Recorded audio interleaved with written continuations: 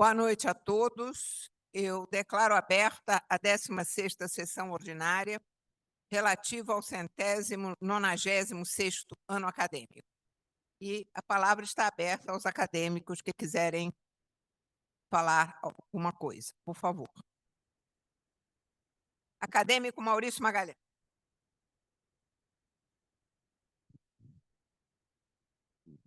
Boa noite, presidente. Boa noite, acadêmica Margarete. Parabéns pelo magnífico, todos os acadêmicos.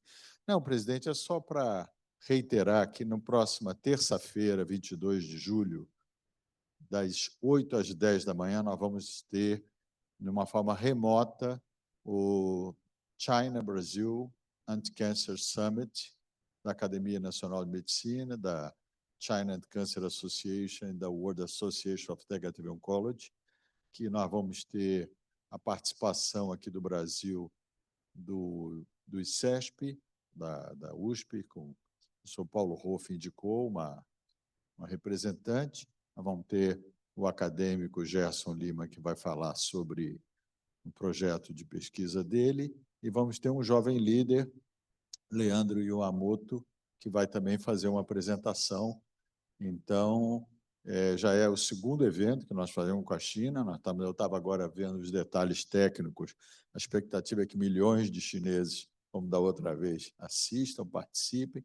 Eu acho que é uma maneira de nós fortalecermos esses laços que estão se solidificando. Haja visto que, esse ano, pela segunda vez, a China Cancer Association está oferecendo o patrocínio de um jovem líder da academia para ir à China.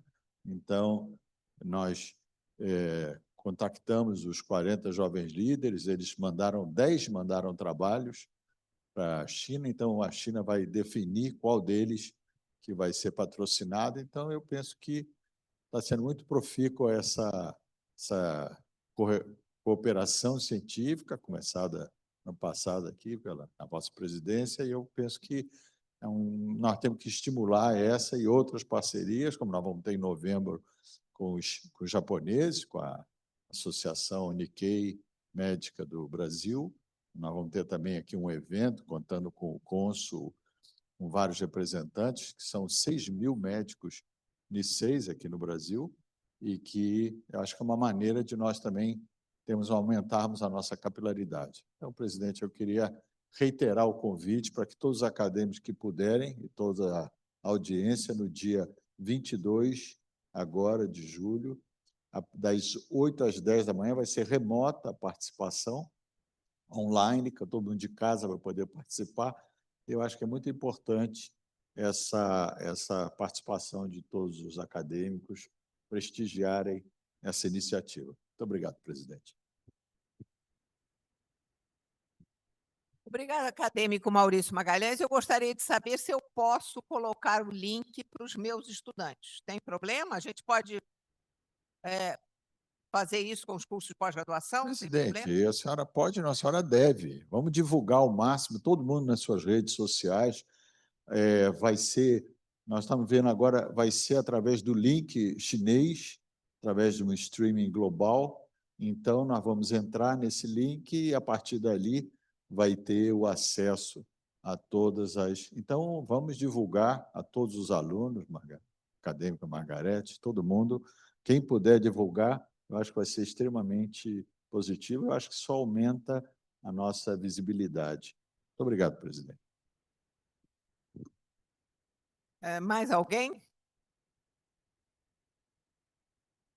Bom, eu coloquei hoje na reunião de diretoria, e eu acho que é completamente ligado ao que nós temos aqui no simpósio de hoje, mas na reunião de diretoria eu coloquei que eu tive ontem uma reunião por Zoom com o acadêmico, presidente da Academia Americana de Medicina, o professor Vitor Zal, que eu acho que muitos de vocês conhecem, e ele propôs uma ligação formal entre a nossa academia e a Academia Nacional de Medicina dos Estados Unidos a respeito do projeto Clima e Saúde.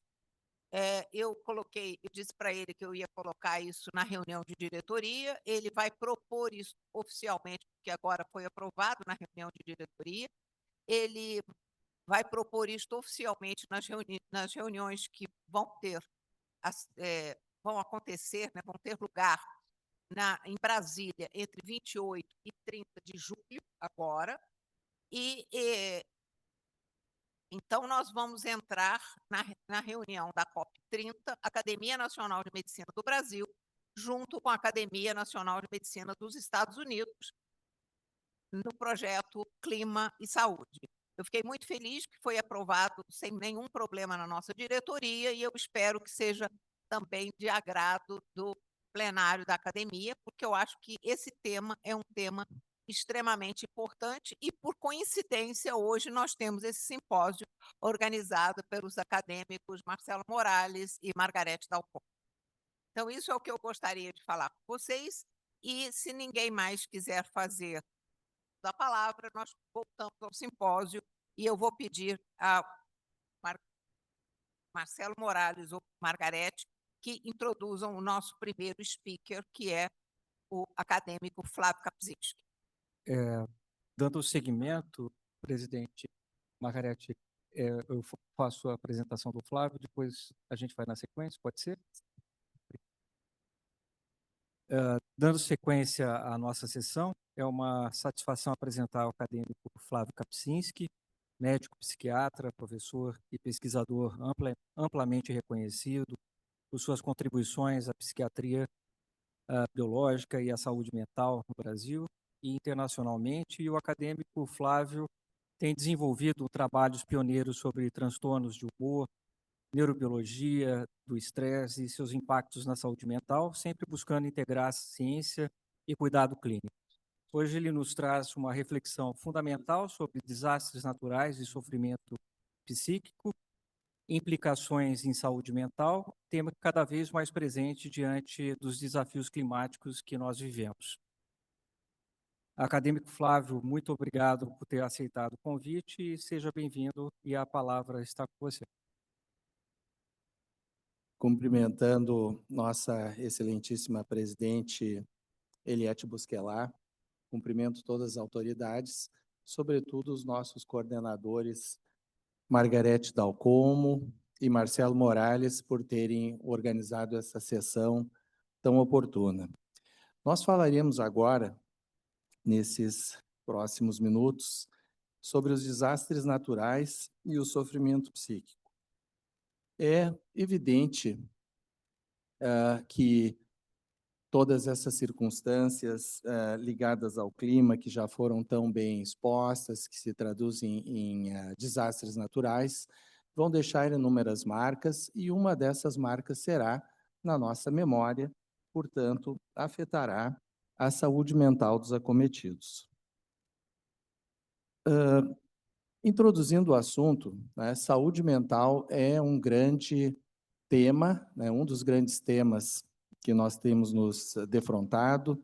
1 bilhão de pessoas vivem mundialmente com transtorno de saúde mental, 400 milhões vivem com transtorno relacionado ao uso de álcool, e 4,9% dos anos perdidos são atribuídos à saúde mental. As pessoas que apresentam transtorno de saúde mental têm maiores taxas de mortalidade prematura por doenças preveníveis, como diabetes, síndrome metabólica. Algo que poucas pessoas imaginam ou consideram é o fato de que ter uma doença mental grave aumenta a mortalidade. E as pessoas, então, que apresentam depressões graves recorrentes e outros transtornos mentais, chegam a perder até 20 anos de vida por mortalidade precoce. Essa mortalidade, evidentemente, será através de doenças clínicas, particularmente cardiovasculares. Um dos grandes problemas de toda essa crise da saúde mental é que justamente indivíduos portadores do transtorno enfrentam grandes dificuldades de refazer suas vidas, de sustentar e educar seus filhos, o que vai aumentando as desigualdades, particularmente em países ainda em desenvolvimento como o nosso. Nós temos ainda, pós-Covid, né, isso tem se agravado no Brasil, um aumento nas taxas de suicídio. Como vocês podem ver, né, essa curva está plotada desde os anos 2000, mas, bem recentemente, o aumento tem sido bastante pronunciado no Brasil como um todo, né, em preto, e no Rio Grande do Sul, que historicamente é o estado com maior taxa de suicídio, mais ainda, né, o que é relevante porque o grande desastre climático recente que nós enfrentamos foi justamente no Rio Grande do Sul. E muitas vezes há um ceticismo climático, né? Como vocês bem sabem, muitas pessoas negam a mudança climática, apesar de todos os dados que foram mostrados pelo professor Adalberto Val, pelo professor Carlos Nobre, e existem porções relevantes da sociedade que consideram que isso seria um artefato, né? Quando a gente olha o número de desastres naturais noticiados no mundo, a gente vê que é inequívoco, né?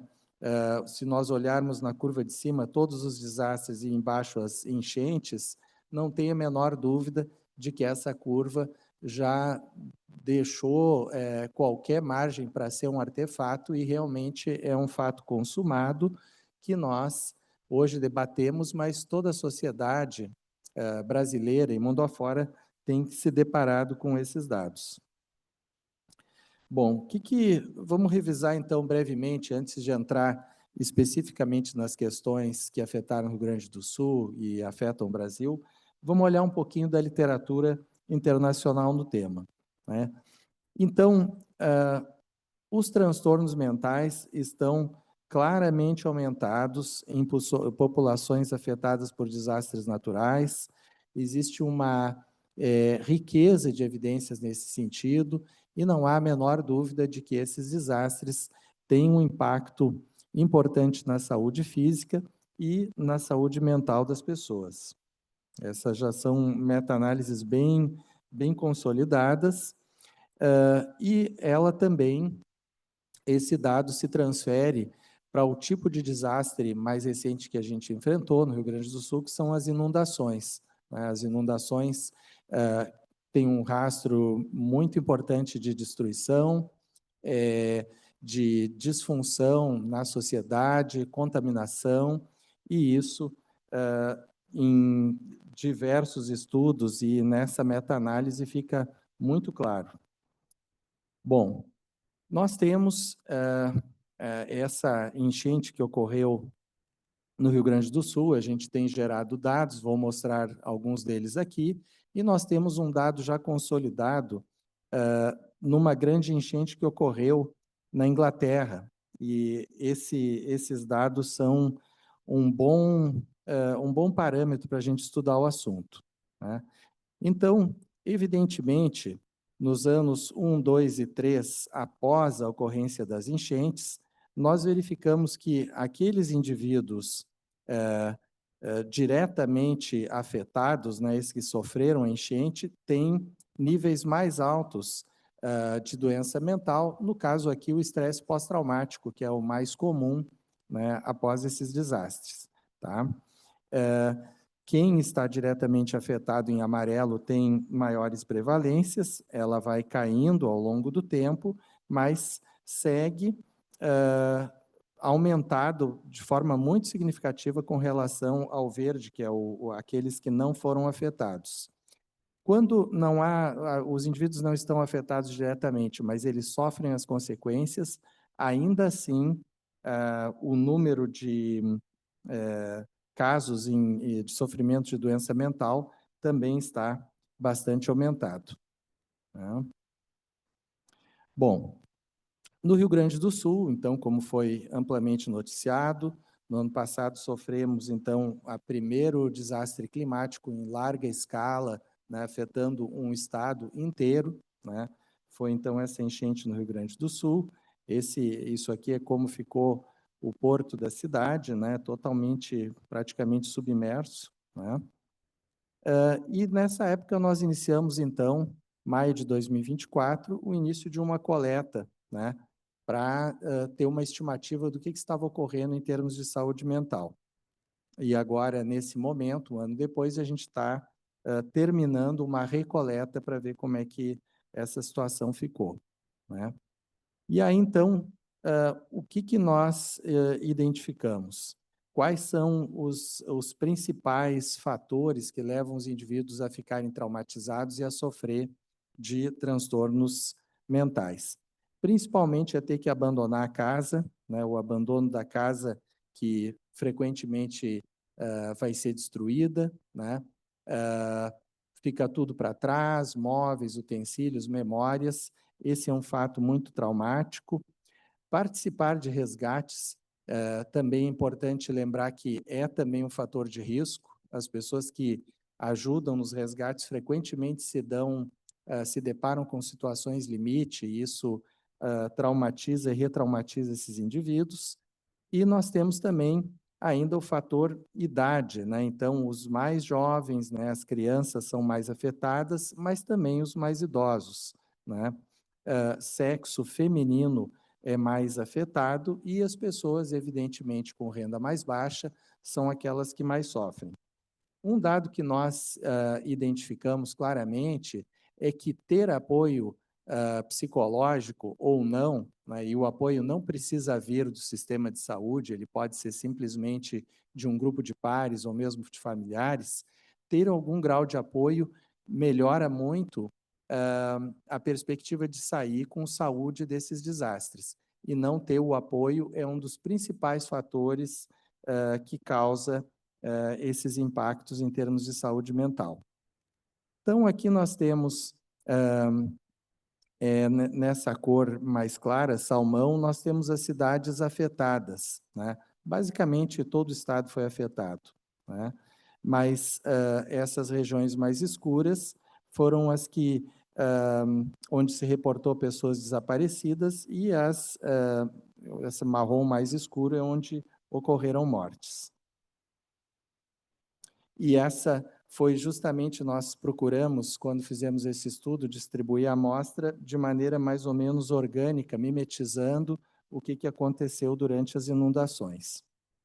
E aí, nós verificamos, então, nesse estudo, em termos do estresse pós-traumático, que a ausência de apoio psicológico foi a variável mais determinante de sintomas, né? Então, sofrer todas essas dificuldades e não contar com nenhum tipo de apoio é o que mais produziu problemas futuros, né, em termos de depressão e estresse pós-traumático.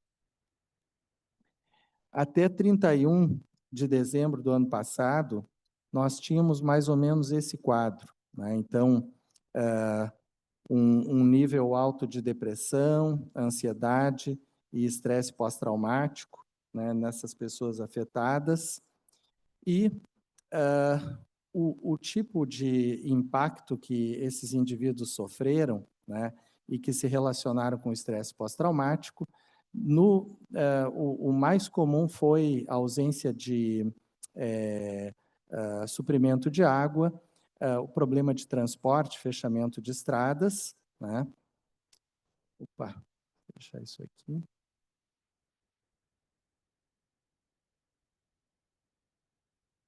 Deu.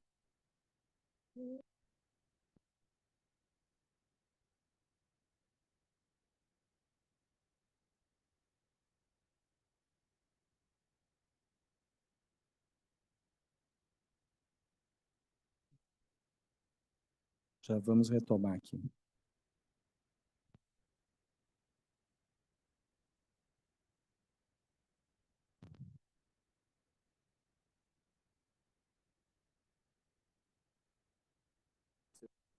Tá, perfeito. Então, esses foram os fatores associados com estresse pós-traumático, né? Nenhuma surpresa, né? Então, perda de suprimento de água, dificuldades de transporte, exposição à mídia, né? Que ia gerando cada vez mais pânico, perda do suprimento de eletricidade e Assim, todos esses fatores foram, então, se somando para determinar essas alterações de saúde mental que nós verificamos. E quem mais apresentou, então, sintomas de estresse pós-traumático? Quem tinha justamente problemas psiquiátricos prévios, né? Sexo feminino e renda baixa, são os fatores de vulnerabilidade. E os outros, né? Então, esses são os principais fatores.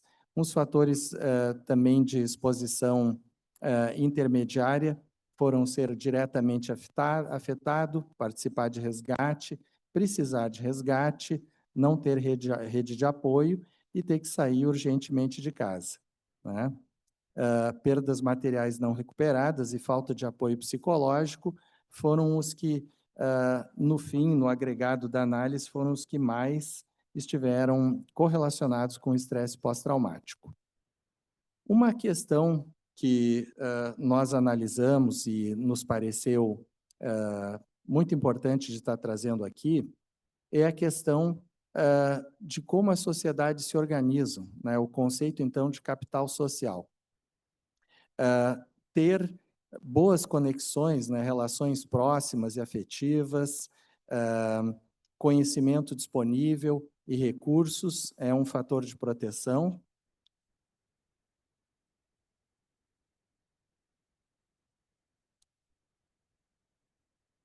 Ele está sincronizando para entrar no Zoom, eu acho, né, de quem está assistindo remotamente.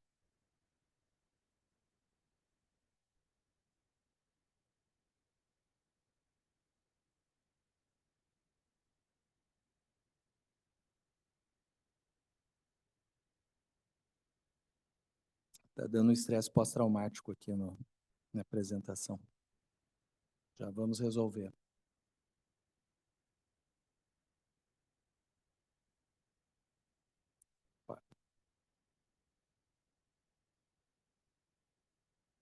Se cair o Zoom, depois deixa para a gente poder concluir.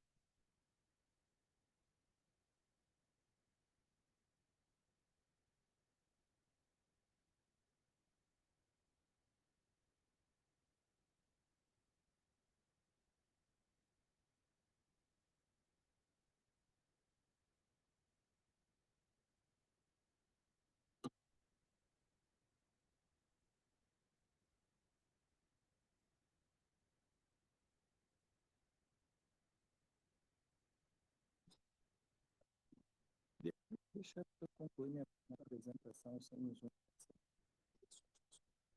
Pois é, mas é que tem que terminar, senão eles vão me cortar a palavra.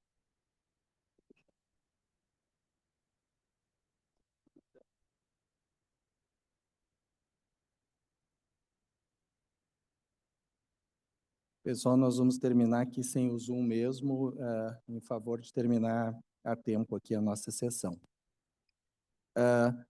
Fora essas relações próximas, nós termos os indivíduos com capacidades de ter relacionamentos mais distantes, mas de pessoas que se unem em um grupo.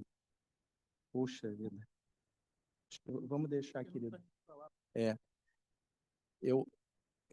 Eu acho que a gente deveria terminar, não? Privilegiar terminar e não o Zoom. É. Tem que jogar na tela lá para eles verem também.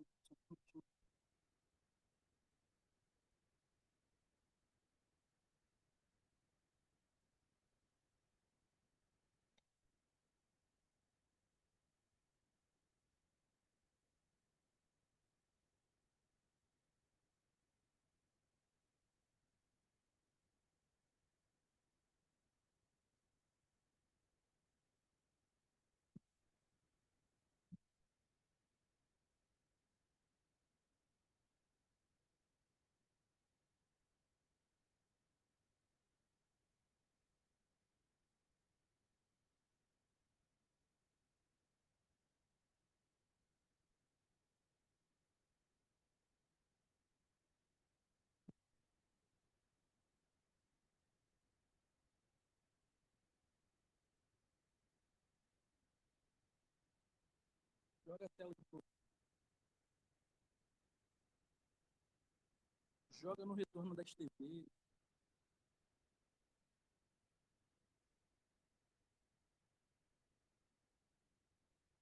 se eu não fosse jogar aqui e botar no projetor, primeiro eles aqui vão ver e quem está nas telas ali para poder assistir. O projetor não está aí, ó.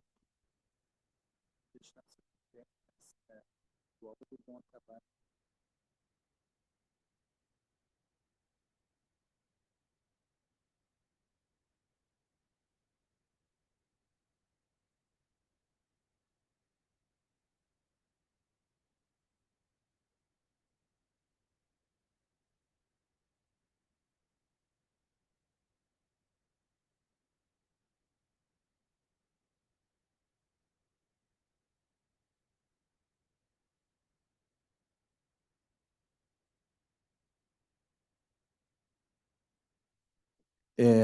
Vou consultar os coordenadores. Posso concluir a apresentação? Senão a gente vai... Tá, perfeito. Então, nós vamos concluir dizendo, então, que nós precisamos criar o capital social. Não adianta a gente querer dar atendimento personalizado, psiquiátrico, psicológico para todo mundo. Isso é impossível. A gente tem que trabalhar com conceitos de resiliência social mais amplos e deixar a sociedade preparada para esse tipo de desastre, que, como nós vimos na apresentação anterior, nas apresentações anteriores, serão recorrentes.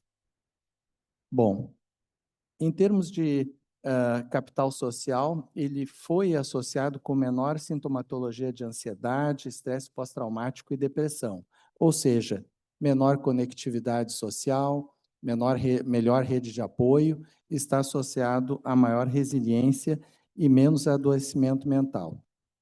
A nossa reflexão muito importante, né, e aqui a gente fez um artigo junto com o pessoal da Espanha, né, lembrando que no final do ano passado, em Valência, tiveram também o que se chama de flash flood, que teve uma mortalidade, inclusive, maior que a nossa no Rio Grande do Sul. E o que se viu, então, é que a resiliência social é algo muito importante, devemos agir preventivamente, ampliando e fortalecendo essas redes de atendimento em saúde mental e priorizar a integração de saúde mental ao planejamento de respostas a desastres. Recentemente tivemos uma audiência no Senado, promovida pelo acadêmico Marcelo Morales, e levamos justamente esse tipo de recado. Nós não podemos separar a assistência em saúde mental da assistência em saúde no geral. As duas coisas têm que estar andando juntas e assim a gente obtém os melhores resultados. Finalizando, né, como que a gente lida com essas situações que serão recorrentes de desastres climáticos, Brasil afora, do norte, como foi mostrado, ao sul, como estou mostrando agora? Basicamente, é um preparo prévio, aumento da resiliência comunitária, né, conexão com uma melhor governança e liderança, né? No Rio Grande do Sul, por exemplo, sabemos que falta de manutenção de equipamentos e falta de governança foi um dos grandes responsáveis por todo o problema. A questão que tem sido enfatizada, né, temos inclusive projeto de lei tramitando no Senado, da questão do preparo, né, de como prevenir, né, e não apenas reagir a desastres, né? Então, nós temos um projeto de lei andando e devemos apoiá-lo, né? Nós devemos, então, fortalecer as redes e relações comunitárias, melhorar a comunicação, no sentido de que, quando ocorrem esses desastres, é importante a gente orientar a mídia para que não fique amplificando o trauma e levando as pessoas uma sensação de vulnerabilidade que em nada contribui, né? Nós precisamos de estratégias locais, e o conhecimento local para lidar com essas crises, né? Tudo isso vai necessitar de investimento econômico, né? Então, nós precisamos criar essa noção de que essas crises vão se repetir e parte do nosso orçamento deve estar provisionado para lidar com essas situações e criando os recursos humanos adequados para lidar com essas situações de crise. Bom, esse então era o resumo que eu queria trazer para vocês. Essas crises serão recorrentes, elas afetam diretamente a saúde mental, conforme eu mostrei, e a maneira que a gente resolve ou previne não é simplesmente aumentando mais e mais e mais o que existe de saúde mental. A gente tem que olhar para a situação como um todo e preparar a sociedade. Todos juntos, né, e uma sociedade mais coesa, mais unida, fica fortalecida para que, numa situação de desastre, os grupos de pares, a sociedade civil possam se organizar, né, e tirar os indivíduos dessa situação de solidão e vulnerabilidade. É impossível reverter o desastre climático, mas nós podemos preparar a sociedade para lidar melhor com eles. Obrigado.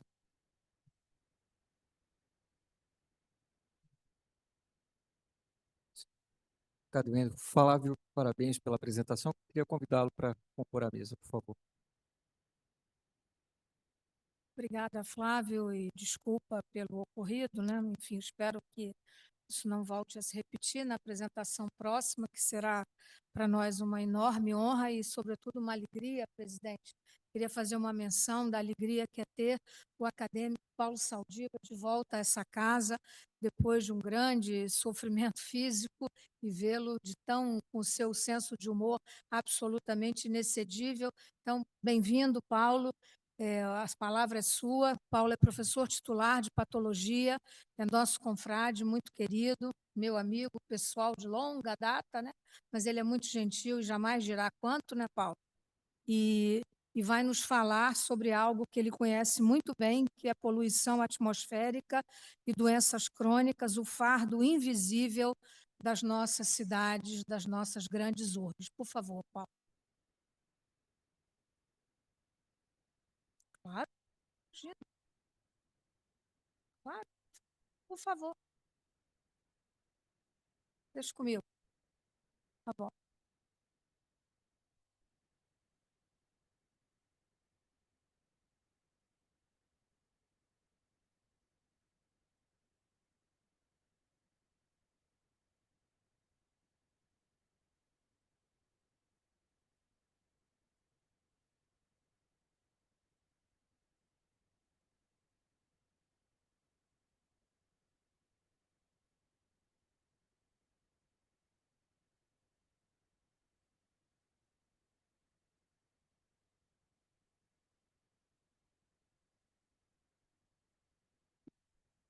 À Academia Nacional de Medicina pelo convite.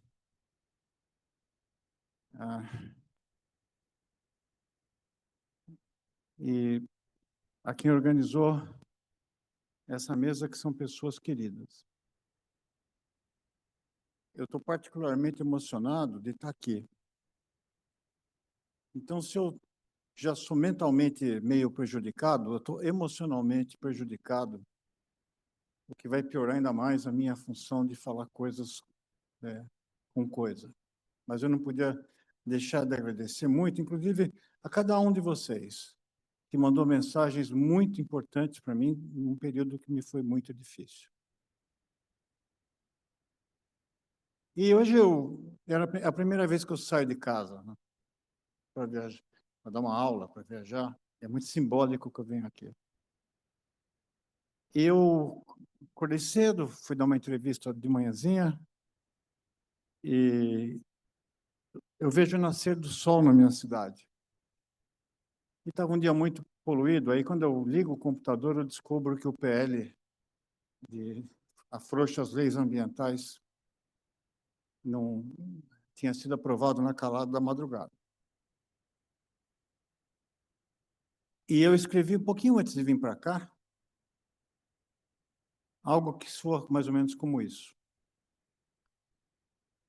Hoje o dia não rima com poemas, rima sim com problemas que sobem com a poluição. Esses males não tocam a alma, mas também inflamam os pulmões e infartam corações.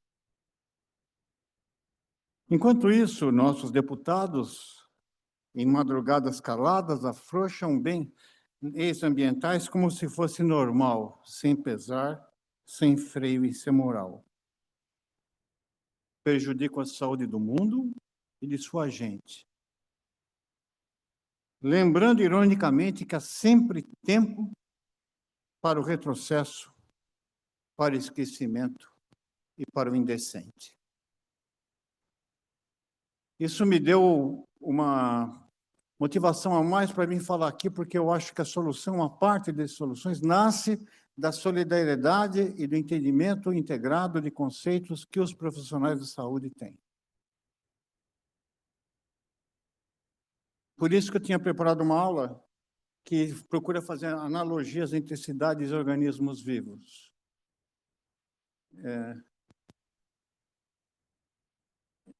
Como não está mudando, eu vou falar sem slide, tá? Acho melhor.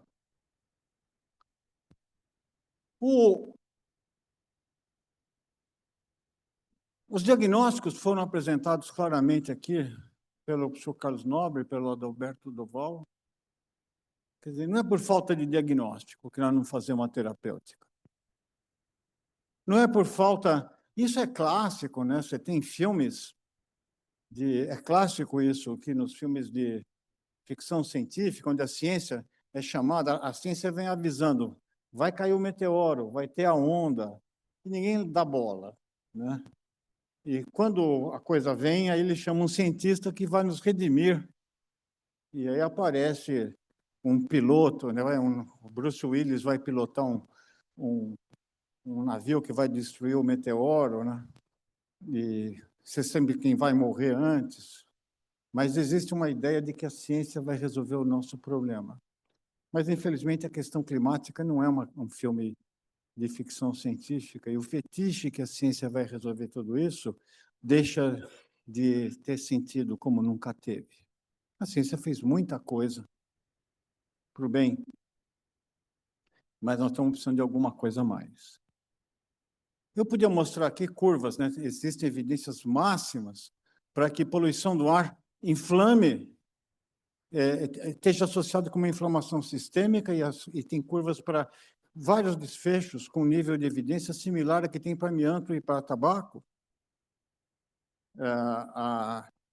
Câncer de pulmão, eu te dou, para cada 10 microgramas de material particulado fino, você aumenta cerca de 2% o risco de ter um câncer de pulmão, e se for não fumante, esse risco, hoje 15% dos cânceres de pulmão ocorrem não fumantes, e o maior agente disso é poluente atmosférico. Quem mais afetado são mulheres, principalmente mulheres jovens. Há um adenocarcinoma periférico, com uma mutação, assinatura de mutação específica para deficiência, mutação do fator de crescimento epitelial. Eu podia mostrar as imagens que eu vejo na mesa de autópsia. Eu tenho uma imersão de antropologia urbana, porque em cada indivíduo, cada corpo humano, eu enxergo as marcas do corpo urbano.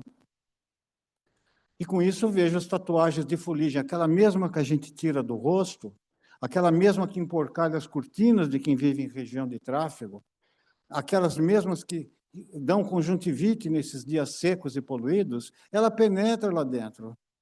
Uma parte é retida no pulmão através de uma cicatriz, como se fosse uma tatuagem, como se fosse algo que você tivesse colocado, que é exatamente o princípio da tatuagem. Você provoca uma inflamação e a cicatriz aprisiona. Só que essa tatuagem você não tira.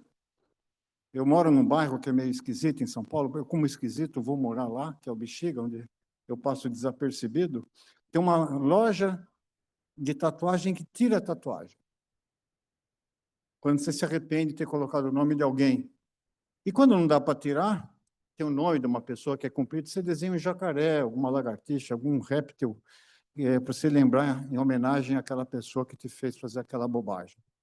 Essa não tem jeito. E as queimas de floresta, que tem a ver com o processo de mudanças climáticas, elas transformaram o nosso país em níveis de poluição do ar superiores. E pega a região norte, e mesmo Ribeirão Preto, bateu 500 microgramas por metro cúbico de material particulado. Isso é mais do que o grande fog de Londres, de 1952. Então, esse é um tema que eu podia falar vários diagnósticos redundantes e falar do diagnóstico. Em qualquer terapêutica.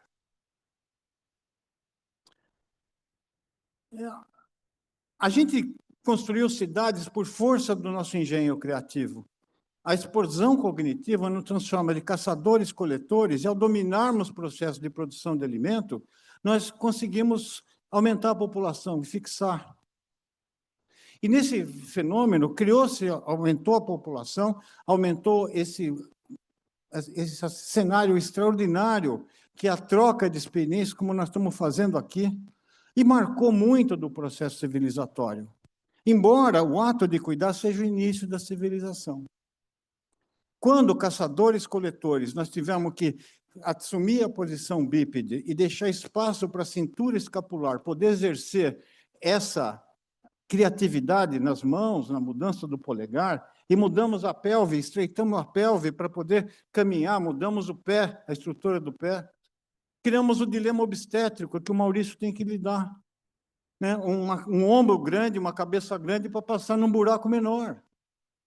Aí o sacro desce, a cabeça roda para trás.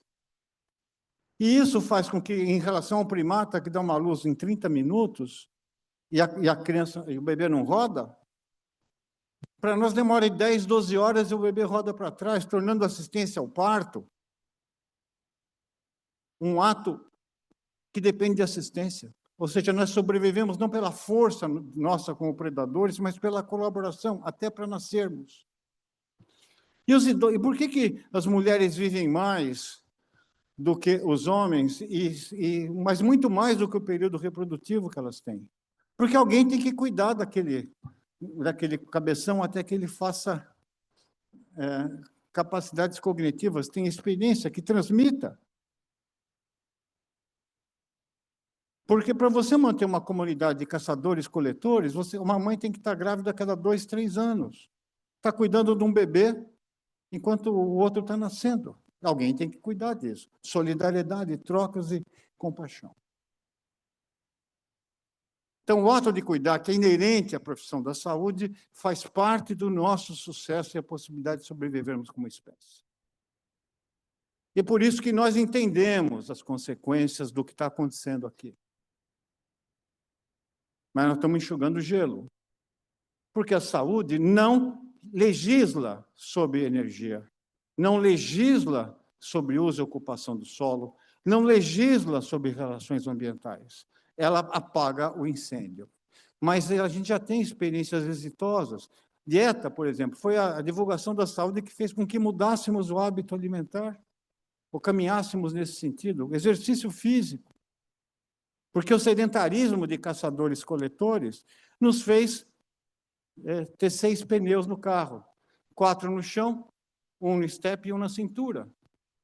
A obesidade, né? O trabalho que nós temos hoje, esse é o sistema que a saúde pode fazer. E o tabaco, vamos fazer pulmão. O senhor Carlos Alberto, que está aqui, se você fosse ficar só na caixa de saúde, o que a saúde fazia? Aumentava o número de vagas de pneumologistas, radiologistas, cirurgiões torácicos e oncologistas. Mas foi a tradução dos danos à saúde, tanto em dinheiro, perdas de vidas produtivas, como também em sofrimento humano, é que permitiu que, depois de muito tempo, você criasse uma situação política que fizesse leis restritivas ao tabaco, com sucesso. Não existe isso de... A indústria do tabaco sabia que aquilo fazia mal.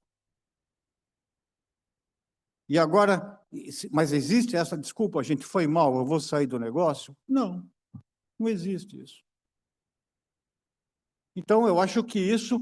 Aí eles fazem o cigarro eletrônico, que seria equivalente disso, e hoje o carro elétrico é o cigarro eletrônico da mobilidade individual de massa. E é a mesma estrutura. Chama-se maquiagem verde. Então,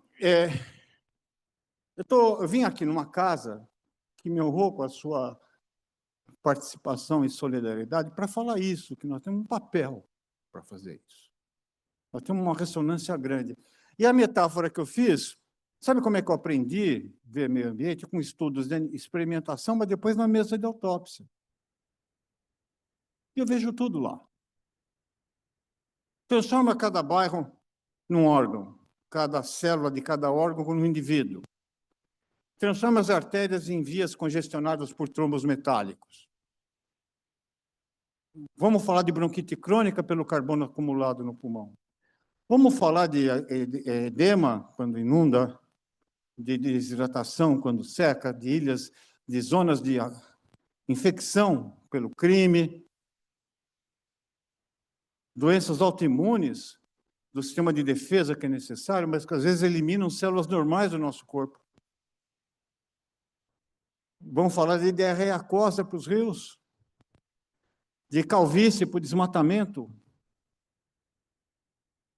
Vamos falar de obesidade, quando as cidades cresceram mais do que a estrutura permite, e por que não dizer de tumores, que usam a energia em detrimento do todo. Roubam, o indivíduo fica caquético, o tumor vai crescendo, até que morre os dois, o tumor e o indivíduo.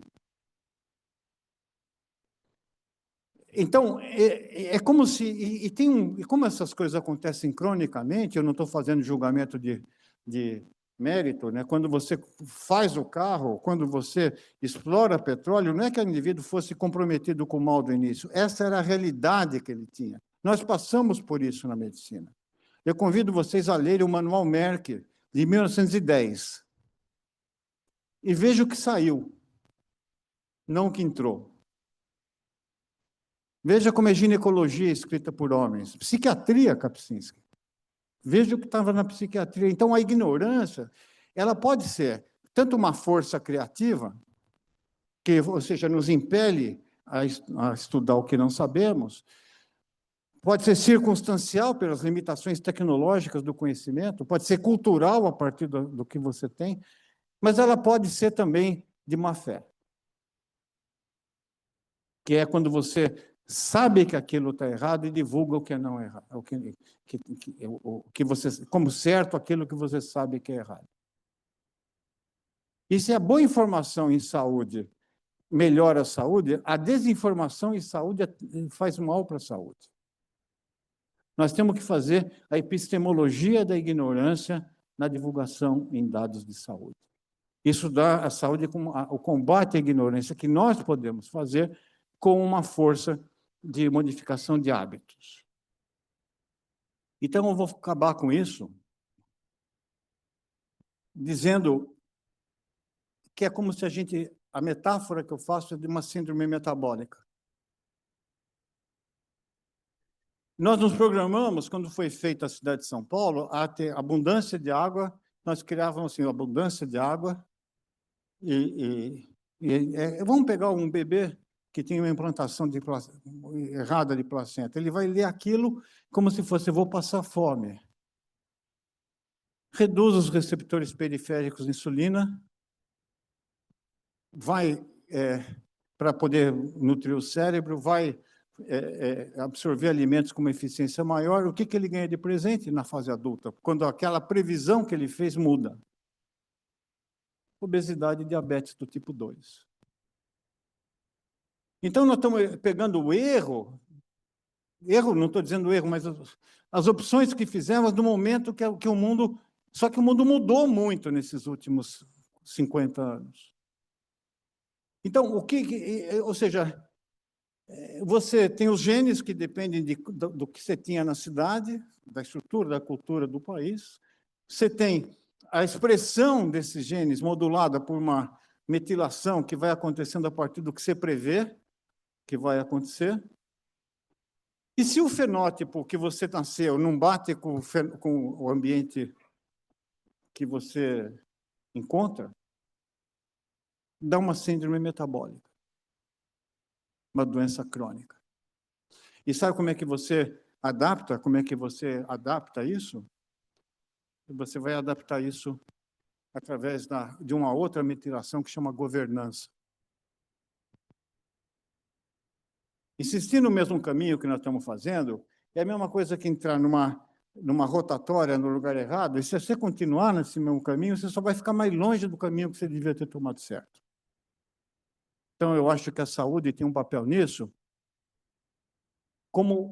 não como sendo a espécie mais importante, mais significativa, mas é ela que está provocando essas mudanças ambientais. Não é o urso polar que está consumindo mais peixe do que ele precisa. Somos nós.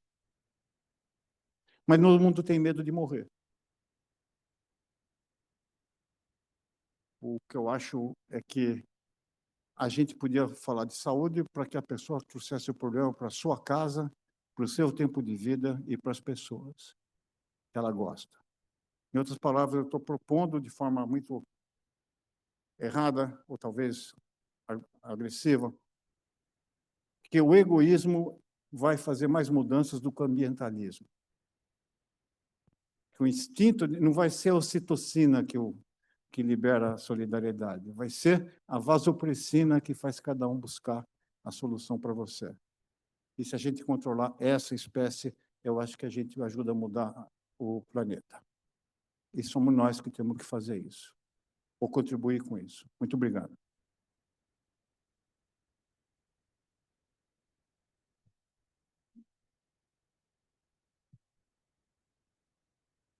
Eu quero agradecer muito ao acadêmico Paulo Saldiva pela conferência e dizer que a Academia Nacional de Medicina deve começar no segundo semestre, provavelmente em setembro, uma série de seminários fora das quintas-feiras, para que a gente, e uma vez por mês, para que a gente possa discutir de uma maneira um pouco menos técnica doenças prevalentes na população brasileira. Eu achei excelente a sua apresentação. Muito obrigada, acadêmico Saldiva. Senhor presidente, se me permite, agora com grande satisfação, eu convido para a sua apresentação a acadêmica Margarete Dalcom, médica pneumologista, pesquisadora da Fiocruz e referência nacional em saúde pública, especialmente nas áreas de doenças respiratórias e doenças infecciosas.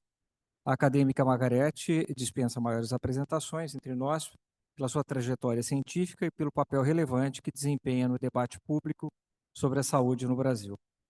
Hoje ela nos falará sobre doenças virais e respiratórias em um mundo em aquecimento, tema que integra de forma exemplar os conceitos de saúde única, mudança climática e saúde pública. Margarete, é sempre uma alegria ouvi-la e a palavra é sua.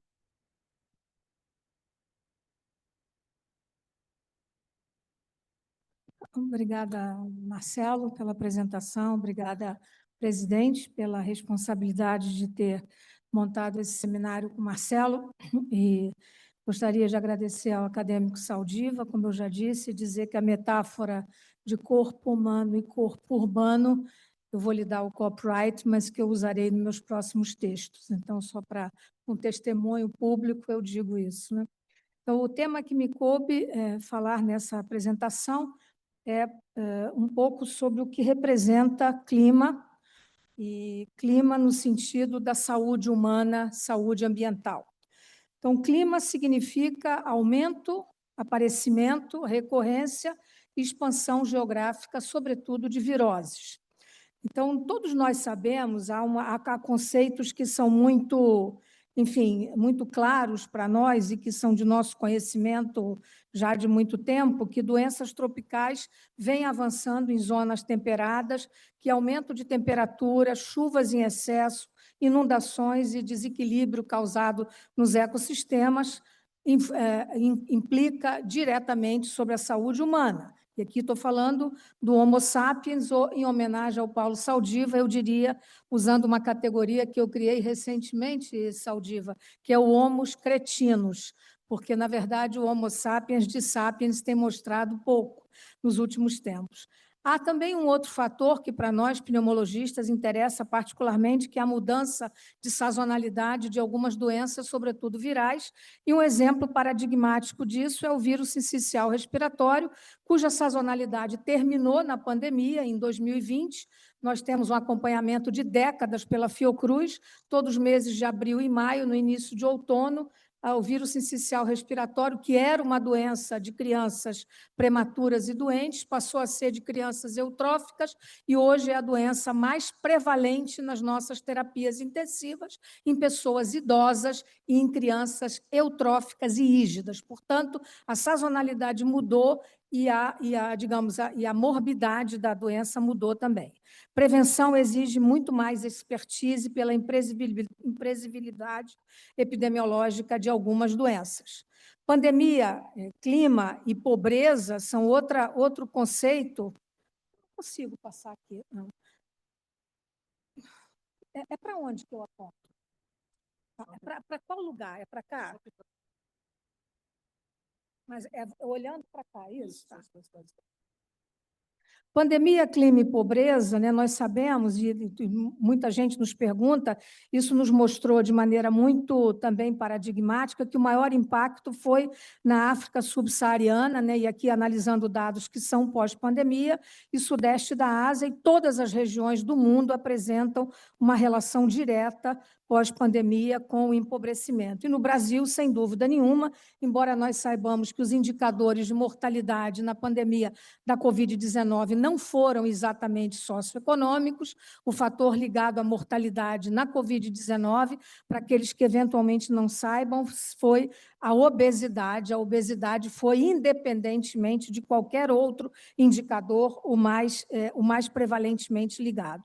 O conceito de saúde única, portanto, como eu disse anteriormente na minha primeira apresentação, ele não é novo, né? Ele nasceu em 2004, em Nova York, numa conferência, e foi revisado pelas Nações Unidas em 2021, e diz claramente a interdependência entre a saúde humana, a saúde animal e a ambiental. E os princípios são claramente já determinados que doenças como zoonoses não respeitam fronteiras nem entre espécies e nem entre ecossistemas. A revista Nature publicou em 2022 talvez o artigo mais importante e mais impactante, mostrando que, a partir de agora, nos próximos 10 anos, a nossa chance, quer dizer, agora quer dizer em 2022, a nossa chance de ter uma nova pandemia seria acima de 60%, e que 48% das epidemias que se seguirão nesse próximo período seriam zoonoses, ou seja, a fronteira animal rompida,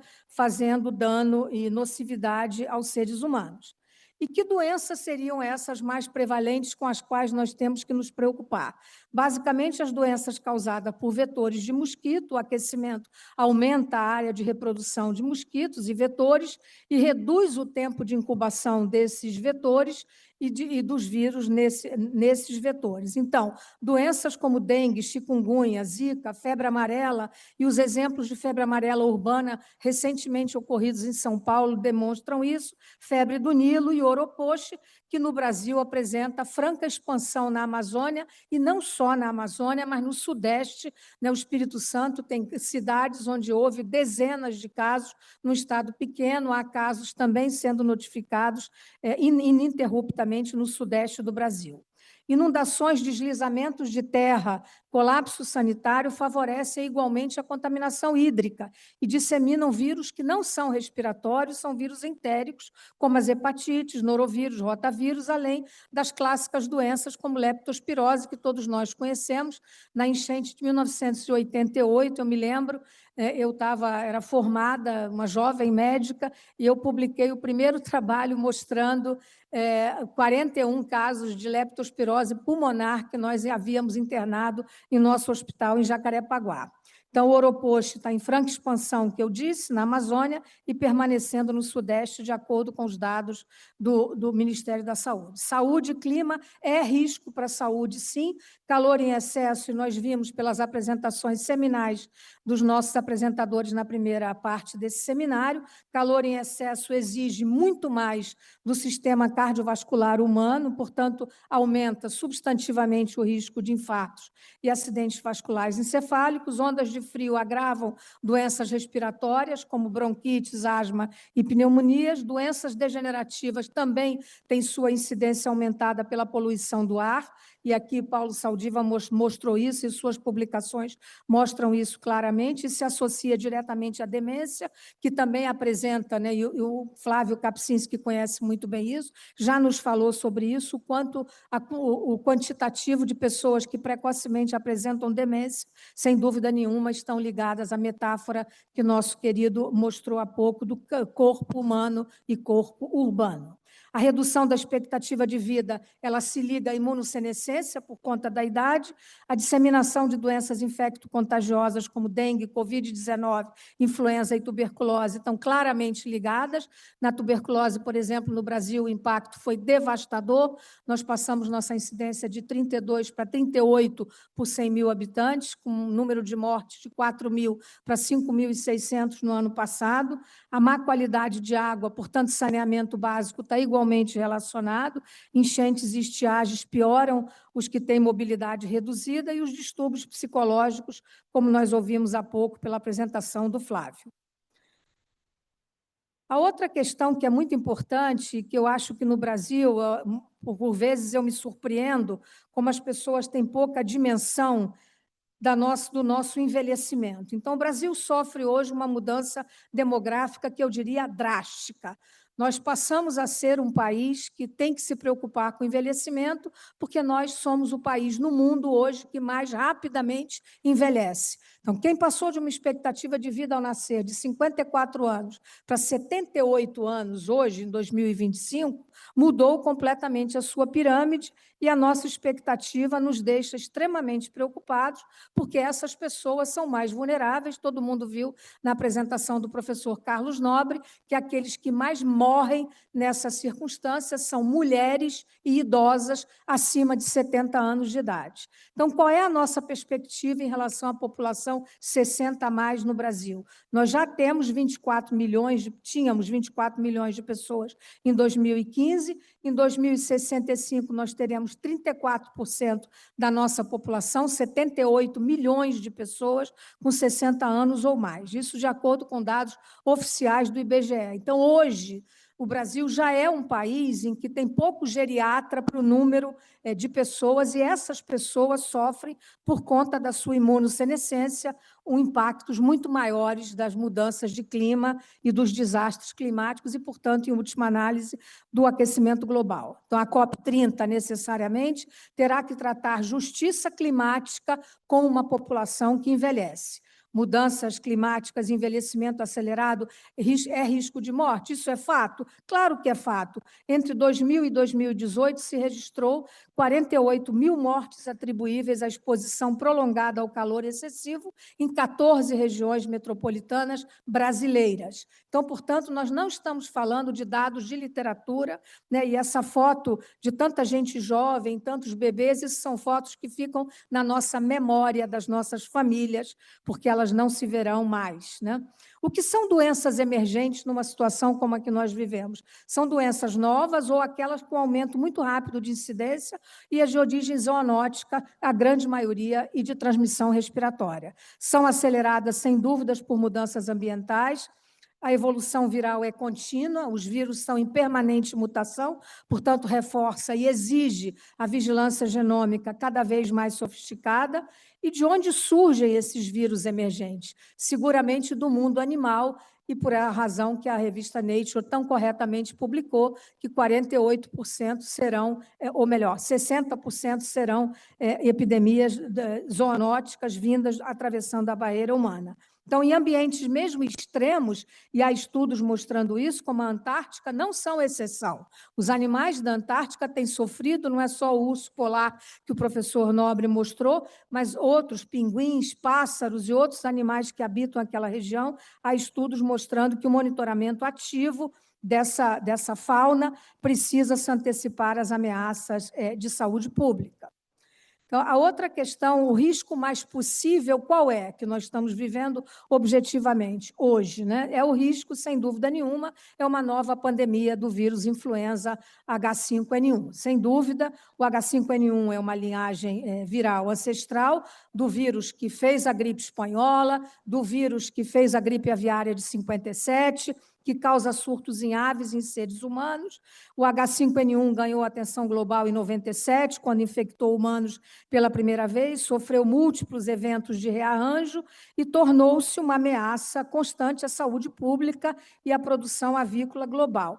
E hoje, muitos nos perguntam, né, tem ou não tem vacina pandêmica? Não, não tem vacina pandêmica ainda. O que é que nos faz temer? É que haja transmissão pessoa a pessoa do vírus H5N1, o que não ocorreu até o momento. Há transmissão de aves para animais domésticos, para gatos, para gado leiteiro e para pessoas, né? No Brasil, inclusive, já há casos, mas não há transmissão de pessoa a pessoa até o momento. No momento em que isso ocorrer, seguramente nós podemos ter uma outra situação, como a influenza. E qual é a situação da influenza hoje no mundo? 5 a 10% da população mundial pode apresentar casos de influenza, isso já é verdade, 3 a 5 milhões são casos graves e o número de mortes é crescente por influenza, seja influenza A, seja influenza B e seja influenza de qualquer natureza. E esses são dados que nós não temos mais, enfim, naquela nossa leitura semanal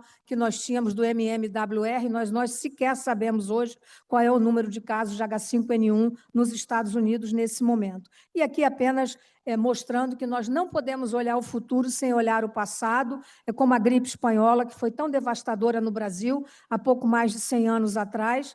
A gripe espanhola, na sua segunda onda, o Brasil foi um dos países mais atingidos e de maior mortalidade.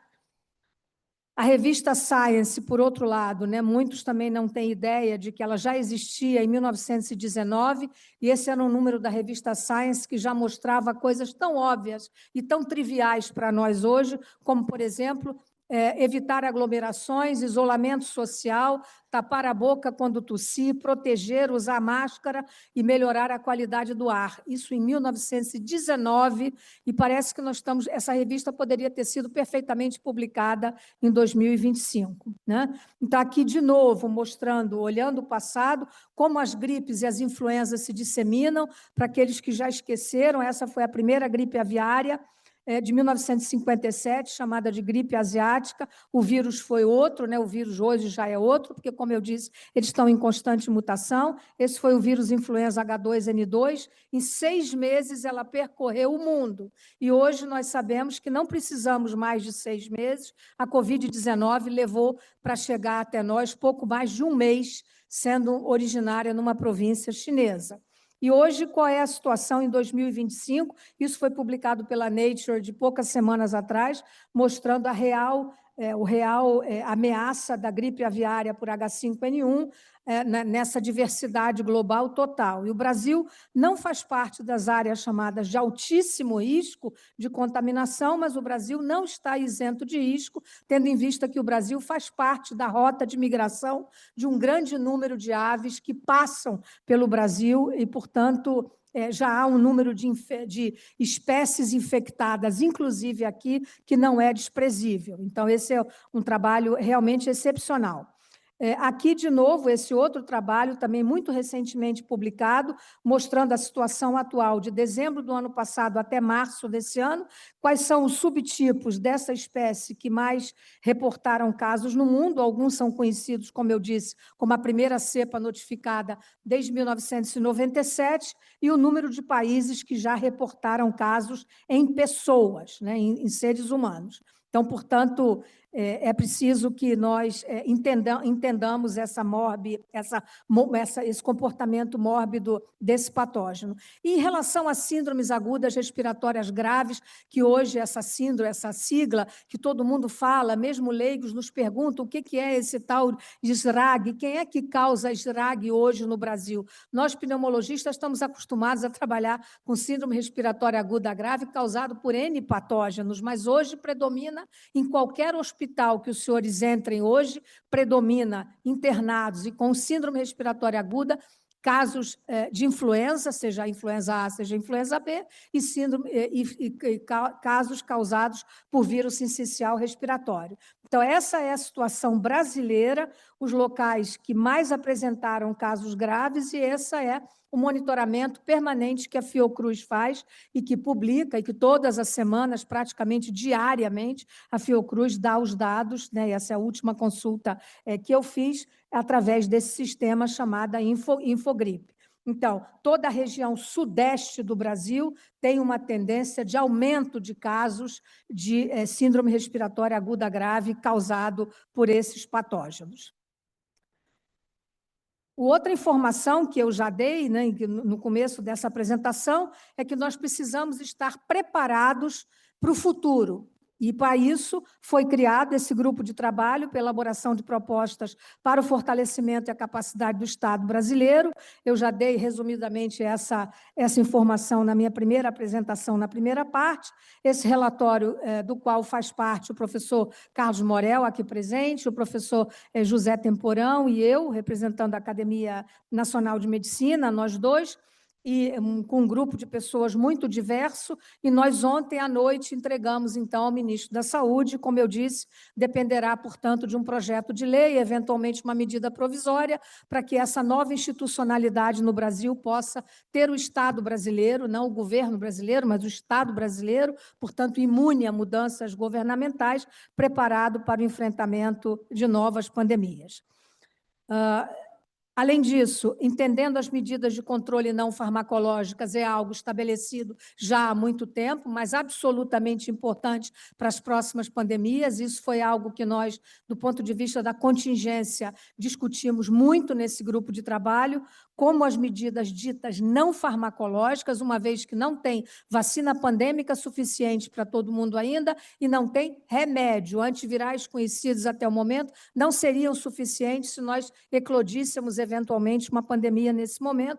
Portanto, medidas como isolamento social, uso de máscara, sem dúvida nenhuma, estarão na ordem do dia novamente, se puder. Podemos ou não ser otimistas com esse cenário que nós já vivemos, né? Acho que não, porque, na verdade, nós tivemos muito pouca modificação, essa questão das ondas, né? O primeiro momento, a imediata mortalidade, o segundo momento em que aquela definição inflamatória das doenças causadas por vírus, sobretudo respiratórios, a gravidade, o agravamento, e depois a chamada quarta onda, como esse autor chama de maneira muito criativa, que são os traumas psíquicos, as doenças mentais, os problemas e os impactos econômicos e os burnout vividos.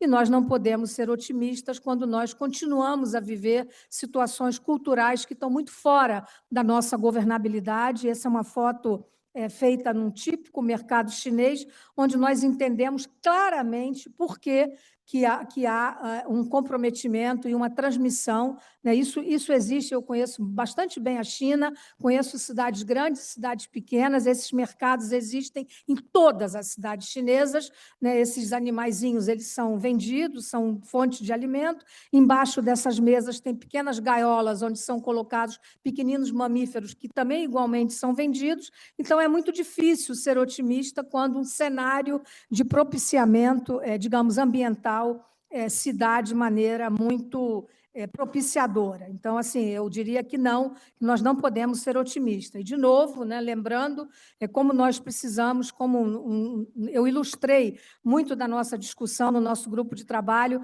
com essas visões e essas ilustrações das velhas pandemias, onde o papel dos laboratórios, o papel da inteligência nacional se fazia cada vez mais necessário. Então, em conclusão, quais seriam os novos desafios reconhecidos que nós precisamos ter para as próximas pandemias? Nós sabemos que há doenças, né? Elas serão possivelmente virais de transmissão respiratória, há, sem dúvida, lacunas de conhecimento, nós precisamos acelerar as pesquisas e o desenvolvimento tecnológico, precisamos acelerar uma rede, sobretudo no Brasil, uma rede de laboratórios realmente qualificada para dar resposta à contingência necessária para nos preparar para receber e assegurar acesso equitativo em escala global, de maneira sustentável. E aí eu falaria sobre as vacinas, cujo acesso, evidentemente, a desigualdade se mostrou da maneira mais obscena, como se deu na Covid-19.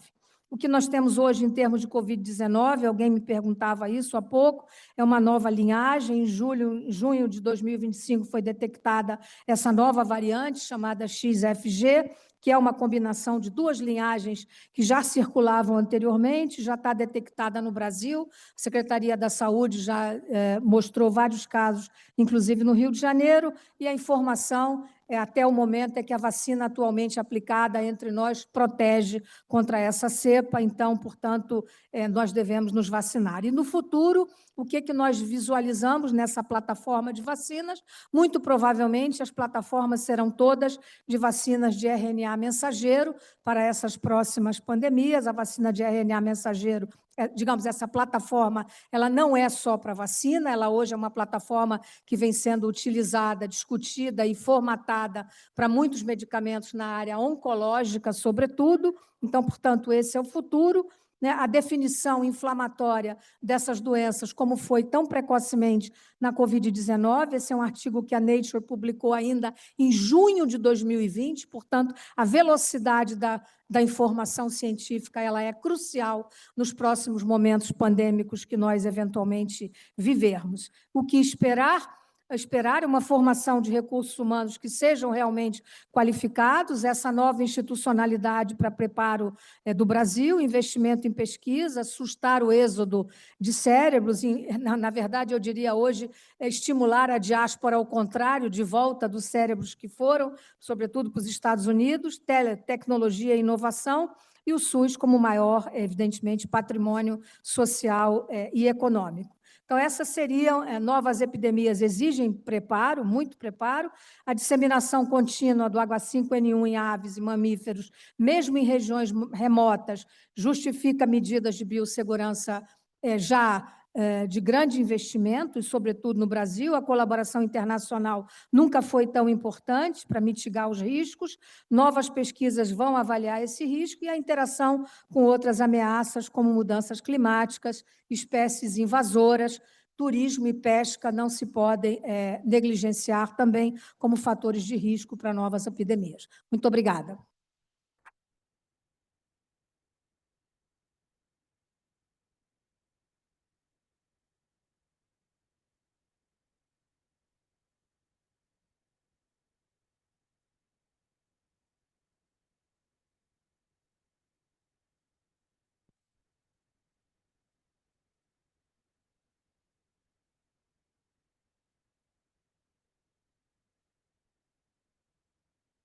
O Marcelo, nosso jogral. O próximo, nosso palestrante, que vai fazer a apresentação final desse simpósio, para que nós possamos ter ainda algum tempo para discussão, acho que há muitos assuntos que nós gostaríamos de voltar à discussão, é o Marcelo Morales. Marcelo é nosso confrade, é médico, pesquisador da Universidade Federal do Rio de Janeiro, hoje trabalha no Congresso Nacional, no Senado Federal, e Marcelo vai nos falar um pouco sobre a mitigação, adaptação e políticas públicas de saúde frente à crise climática atual. Marcelo.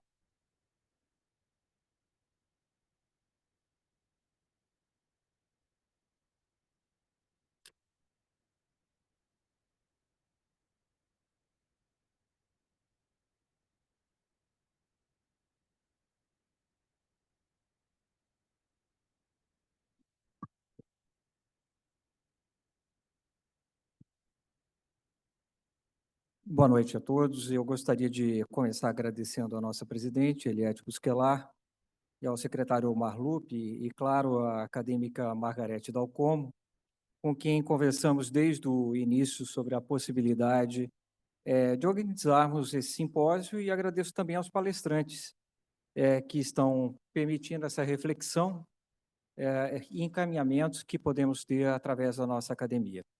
A minha fala hoje eu vou abordar projetos e políticas públicas de ciência e tecnologia já existentes, com o propósito de instigar todos a refletir um pouco se essas iniciativas podem ser ampliadas e, em alguns casos, elas podem ser retomadas.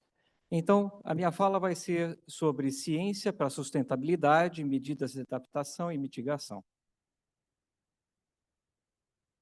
Os eixos do desenvolvimento sustentável, ele tem que passar necessariamente pela parte ambiental, econômica, sem a gente esquecer também da parte social. Dentro da ciência para a sustentabilidade, quando eu estava no Ministério da Ciência e Tecnologia, a gente tinha vários projetos investidos com gestão de redes, infraestrutura de pesquisa, regeneração florestal, monitoramento, adaptação e mitigação, desenvolvimento social, principalmente nas regiões mais vulneráveis, população ribeirinha, ciências produtivas da bioeconomia. Esses projetos precisam ser ampliados e retomados. E dentro dessa parte da pesquisa sobre a biodiversidade, eu gostaria de dizer que o Brasil tem pesquisadores envolvidos em grande parte na Amazônia e também em outras regiões do país, com ações de regeneração florestal e também de infraestrutura de pesquisa que nós temos na Amazônia, como o Salas, o Providence, que eu vou falar aqui, que são infraestruturas importantes na preservação e na mitigação dos impactos das mudanças climáticas. Nós temos gestão de redes, nós temos CIBBR, a Bionorte, Institutos Nacionais de Ciência e Tecnologia, os PELDs, o PPBio, entre outros programas já em andamento aqui no Brasil. E dentro da Ciência para a Sustentabilidade, eu gostaria de destacar o programa do Ministério da Ciência e Tecnologia chamado Regenera Brasil.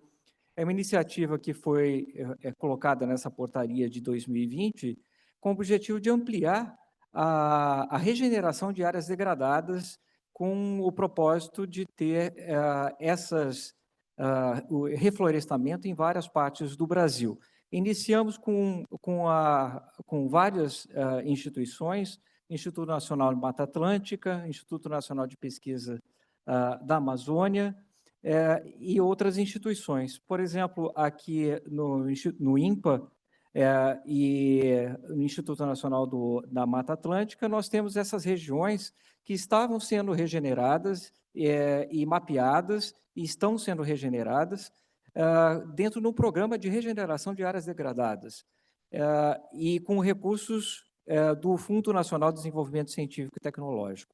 Outro projeto importante é o Sistema Amazônico de Laboratórios Satélites. São laboratórios flutuantes, com o objetivo de termos 50 laboratórios flutuantes em toda a Amazônia, e esse projeto ele foi concebido começou em 2020, e nós já temos vários flutuantes que albergam pesquisadores e são totalmente sustentáveis, esses flutuantes, que fazem inserções com pesquisadores, assim como nós fazemos com a pesquisa nas regiões polares, fazendo chamadas públicas e levando os pesquisadores para as regiões polares. A mesma ideia nós levamos através dos laboratórios Salas. Então, isso para que os pesquisadores possam entrar dentro da floresta e fazer pesquisa de qualidade com equipamentos embarcados e num ambiente totalmente sustentável. Outro projeto bastante importante é o Providence, que monitora animais e sons dentro da floresta, e nós temos a reserva Mamirauá como primeira reserva do mundo sendo monitorada 24 horas por dia, fazendo a detecção de animais e de pássaros em tempo real, não só pela imagem, mas também por som. Isso é importante para a detecção da biodiversidade. Vejam bem que nossos pesquisadores estão fazendo o seu trabalho e ele precisa ser amplificado. Nós temos o Sistema Brasileiro de Informação da Biodiversidade, que é uma plataforma, não sei se vocês conhecem, que tem hoje tem mais de 20 milhões de ocorrências, que é interativa e tem a participação da sociedade, mas todas as coleções biológicas participam do Sistema Brasileiro de Informações da Biodiversidade. É uma plataforma que precisa ser conhecida por todos os brasileiros. O programa PPBio é estruturado em 4 eixos de atuação. Eu estou falando mais um programa para a biodiversidade: inventários, coleções, projetos temáticos e ações e estratégias de pesquisa em biodiversidade. Vejam bem, em várias regiões do Brasil. E a gente vê que isso está em andamento, e a gente precisa amplificar o que está acontecendo. A pesquisa ecológica de longa duração, os PELDs, são mais de 34 sítios PELD sendo monitorado há mais de 40 anos, é um dos projetos mais longevos, e esses sítios ecológicos, a gente vê as mudanças nesses sítios ecológicos de longa duração, e precisam de mais recurso. Os sítios PELD estão com pouco recurso e eles precisam de mais recurso, e a gente precisa dar ênfase a esses projetos em andamento para mitigação dos impactos das mudanças climáticas. Outro trabalho importante é a atenção à bioeconomia brasileira, a utilização de ciência e tecnologia em consonância com as comunidades locais, principalmente na Amazônia. Dentro da Secretaria, nós instituímos a bioeconomia para as cadeias produtivas da Amazônia, uma delas do açaí, outra do cupuaçu, outra do pirarucu, junto com as comunidades locais, amplificando a exploração sustentável com as populações ribeirinhas. Nós temos aqui o açaí e o cupuaçu, e vejam o projeto envolvendo as comunidades locais, com a produção de açaí até liofilizado em flutuantes escola, que passavam por várias ilhas, a Ilha do Marajó, Arquipélago do Bailique, na região do Belém Solimões, enfim, essas comunidades foram treinadas a fazer um melhor uso do açaí e mantendo o açaí por mais tempo para que ele seja produzido e vendido com maior valor agregado. O pirarucu, fizemos esses flutuantes de processamento do pirarucu, onde a carne, o couro, as escamas, são todos os ossos utilizados para que sejam feitas bolsas e artesanato, e também a carne, obviamente, para a culinária. Então, envolvendo as comunidades dentro dessa preservação desse peixe, que já foi colocado aqui para os palestrantes anteriores. O monitoramento das emissões de gases de efeito estufa, nós temos o monitoramento dessas emissões através do mapa de uso da terra, o mapa de carbono, são pesquisadores envolvidos, são mais de 400 pesquisadores envolvidos nesses projetos, grandes estruturas como LBA, Amazon Face, Torre Ato, e os satélites que tem aí, que vocês ouvem falar do PRODES, o DETER, o TerraClass, que fazem toda a detecção dessas queimadas e derrubada de floresta, né? E a gente tem que aprimorar com a melhor ciência esse aspecto. A ciência para a sustentabilidade, o Amazon Face, ele foi estruturado entre 2019 e ainda está em construção. São essas estruturas que vão injetar gás carbônico na floresta amazônica, esses arcos, para mimetizar a quantidade de gás carbônico projetado para 2035, para a gente entender como que a floresta ela vai reagir. Ela vai savanizar ou ela vai se enrobustecer com o CO2? Nós não sabemos a resposta. Isso foi estruturado, ela está em construção na fase final e teremos isso em colaboração internacional. A Torre Ato da Amazônia foi construída há algumas décadas e é um portfólio de dados sobre a atmosfera da Amazônia fenomenal, de interlocução internacional de cientistas, e que nós temos que saber que ela existe. Eu consegui subir esses 350 metros aqui, é espetacular. A gente tem vários sensores na torre, são 350 metros, maior que a Torre Eiffel.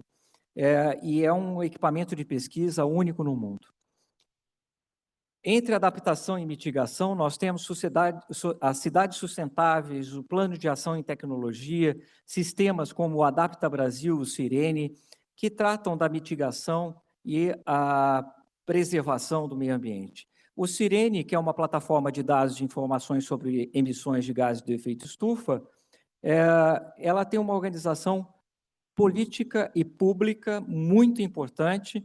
O Sinapse é outra plataforma para proteção de cenários de implementação de políticas públicas setoriais e potencial redução de emissões de gases de efeito estufa.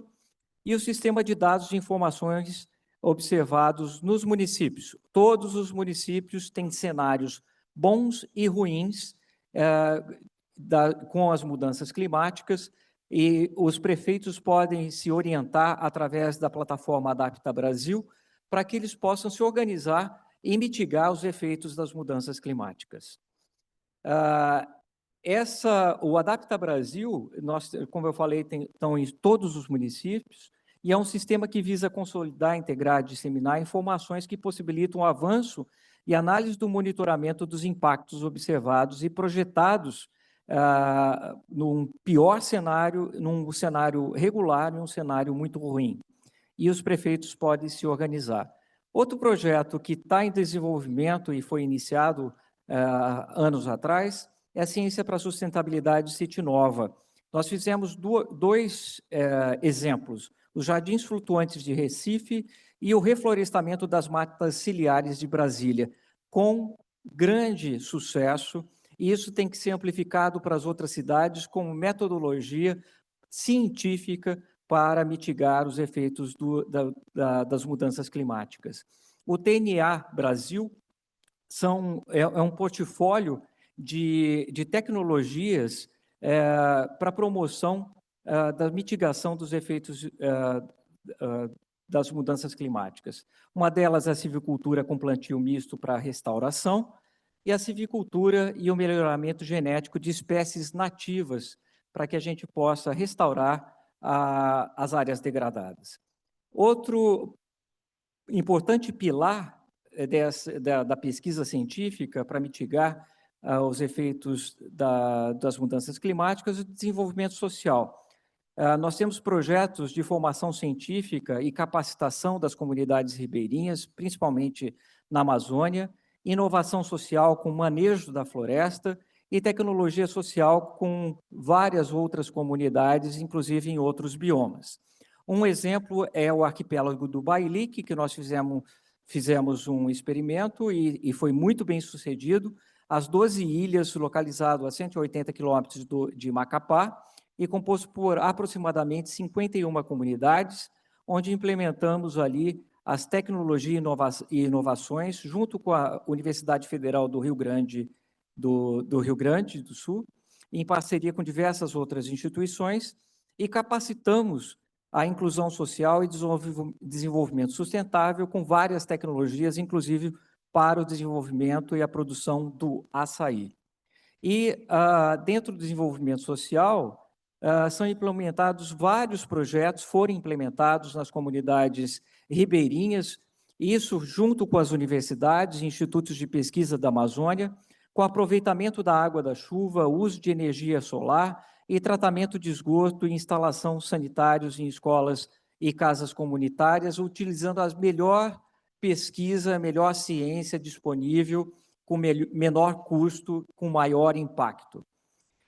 Dentro dessa perspectiva, durante a pandemia, também o Ministério da Ciência e Tecnologia criou a Rede Vírus MCTI, e um dos projetos que eu gostaria de chamar a atenção foi o projeto da Rede de Vigilância de Vírus em ambiente silvestre, tanto com morcegos e pássaros. Essa rede ela está em andamento, monitorando pássaros e morcegos, e foi uma das pesquisas que identificou também a contaminação para o vírus recentemente descoberto da gripe aviária. Porque implementamos anteriormente um pool de pesquisadores que pudesse fazer esse tipo de pesquisa. Exemplos de ações bem-sucedidas da comunidade científica agora no Congresso Nacional é uma ação extremamente importante. Se nós não nos organizarmos junto com o Congresso Nacional, nós vamos ver o que vimos ontem. A implementação de uma lei e que não foi discutida com a comunidade científica e que nós temos que estar presente dentro do Congresso em tempo real, conversar com os senadores, conversar com os deputados, para que a gente mitigue também esse tipo de impacto de legislação, também não só na saúde, mas também no clima e outras ações, por exemplo, proficiência médica, entre outras. A gente tem que se organizar. Nós estamos muito desorganizados, pouco articulados em relação ao Congresso Nacional. Bom, todos sabem que eu estou dentro do Senado Federal, articulando e orientando sobre ações de ciência, tecnologia, inovação, saúde e educação, e algum dos exemplos é esse aqui, que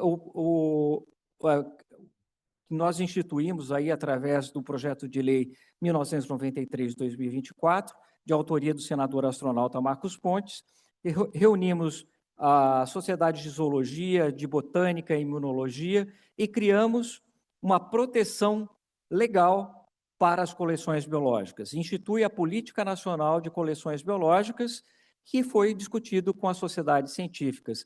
Não podemos mais não ter apoio às coleções biológicas. O Museu Nacional pegou fogo, o Butantan pegou fogo, nós temos que ter uma estruturação para apoio às coleções biológicas que impactam o patrimônio genético, que é importante para a nossa, também para a nossa saúde.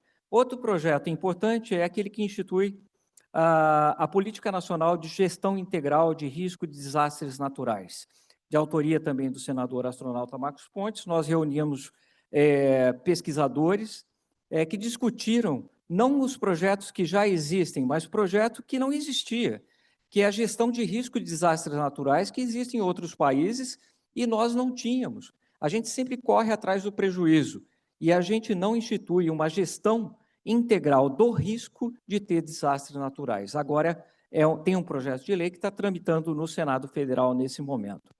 Outra ação de política, a Política Nacional de Pesquisa Polar. Essa fotografia eu estava lá na Estação Antártica, a gente reuniu os pesquisadores das regiões polares e decidimos que teríamos que ter a Política Nacional de Pesquisa Polar, porque esses pesquisadores fazem pesquisas de ponta que trazem informações de impacto das mudanças climáticas, porque o continente antártico tem influência importantíssima no Brasil e na América do Sul.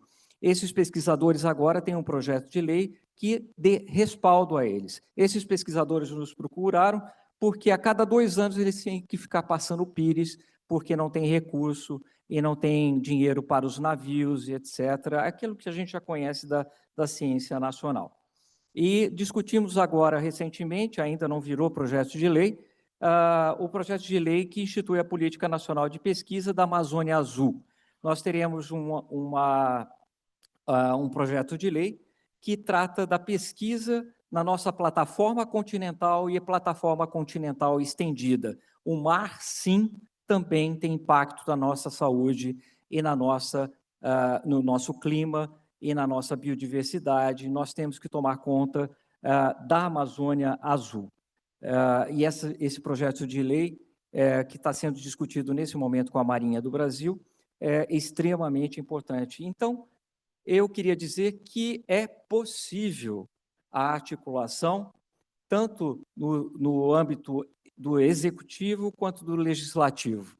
E nós podemos, sim, ter impacto como cientistas se nós nos engajarmos com a política com P maiúsculo, para que a gente possa ter benefícios para a nossa sociedade e para o nosso futuro. Eu queria agradecer à querida acadêmica Margarete Dalcomo pela possibilidade de organizarmos juntos esse importante debate e agradeço a atenção.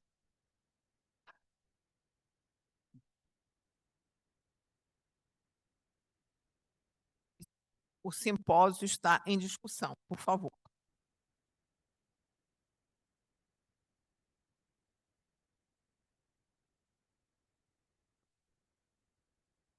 Presidente, se me permite, eu queria aproveitar a presença do professor Adalberto Duval aqui entre nós ainda, agradecendo que tenha ficado até o final. Nós ouvimos agora, professor Duval, uma série de projetos dos quais eu particularmente não tinha conhecimento e que dizem respeito à nossa Amazônia. Nós sabemos que a nossa Amazônia, né, na minha apresentação eu falei rapidamente sobre isso, talvez seja um dos maiores celeiros de coronavírus do mundo. Então, não há dúvida de que o Brasil é um virtual potencial nascedouro, digamos assim, de uma nova epidemia. Mas o acadêmico Marcelo mostrou agora uma série de projetos que eu não conhecia, e eu gostaria que o senhor nos dissesse o quanto projetos como esses podem ajudar e podem impactar nesse momento, quase de um ponto de não retorno em algumas áreas, como há pouco nos falava o professor Carlos Nobre. Por favor. Muito bom. Obrigado, acadêmica Margarete, tal como. Eu tomei nota aqui de alguns pontos. Isso, de certa forma, leva a uma série de questionamentos. Em primeiro lugar, o investimento na Amazônia é inversamente proporcional ao que ela representa do ponto de vista científico, do ponto de vista social. Eu acho que ficou claro no mapa que mostrei na minha apresentação que esta região ocupa cerca de 60% do território brasileiro, falando da Amazônia Legal, e nós recebemos apenas 4% dos investimentos em ciência e tecnologia, considerando, inclusive, esses investimentos que o Dr. Marcelo mencionou.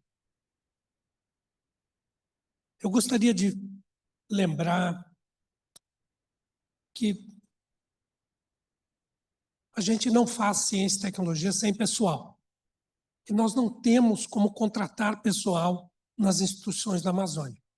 Apenas muito recentemente, ainda estamos no processo de nomeação, tivemos uma contratação de pessoal para os institutos de pesquisa. Então, nós temos um problema muito sério com a capacidade de fazer pesquisa. A ciência é uma atividade social com fins sociais. Se nós não tivermos as pessoas trabalhando na Amazônia, interagindo com a Amazônia, não adianta ter ações, tá certo, que não possam ter esta finalidade. Interagir é de fundamental importância. Cooperar é de fundamental importância. Mas transformar a Amazônia numa base de coleta não resolve o problema da Amazônia, para lhe ser extremamente sincero. Nós estamos muito longe, me desculpem, muito longe de remover a linha de Tordesilhas do Brasil. Dá a impressão que, para o outro lado, para o lado dos espanhóis, tá certo? A gente continua como no dia em que a gente desenhou aquela bendita linha. Tá certo? Lá do Pará, alcançando o Rio Grande do Sul. Tomemos os cursos de pós-graduação no Brasil, por exemplo. Enquanto na Amazônia temos perto de 400 programas de pós-graduação, do outro lado da linha de Tordesilhas temos cerca de 4.000. Como capacitar pessoal para a região se a gente não tem os programas de pós-graduação? Nós temos apenas 3 institutos de pesquisa na Amazônia. O INPA, o Museu Paraense Emílio Gueldi e o Instituto Mamirauá, que é uma organização social. Portanto, eu entendo que, para a gente avançar, nós precisamos, na realidade, não fazer investimentos históricos na Amazônia. Já conversei isso várias vezes com o secretário executivo do Ministério da Ciência e Tecnologia.